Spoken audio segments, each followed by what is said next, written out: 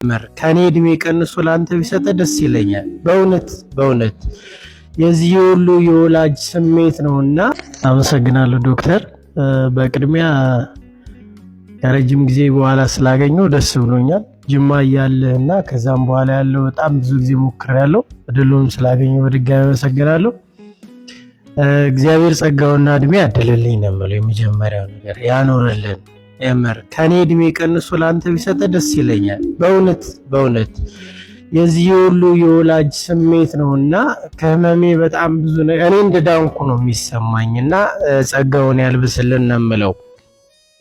ማለት በቀን እንዳየሁት ከሆነ ይሄ 2 ቀን እኔ እንኳን ከ15 በላይ ህፃናት ነው የምሰራው በአንድ ቀን ውስጥና ምንም እንኳን ሙያው ውስጥ ባልኖርበትም ሰርጀሪ ማለት አእምሮህን ሳይኮሎጂካሊም ፊዚካሊም በጣም የሚያደክም ነገር መሆኑ የታወቀ ነው። እንኳን አንተ ለሚጠብቅ ለአንድ ሰው እንኳን በጣም ከባድ እንደሆነ አውቃለሁና ይሄ በመሃል እኛን ለማጽናናት እየወጣህ የምታረገው ነገር ህፃናቶቹ ደስ ብሏቸው እንዲሰሩ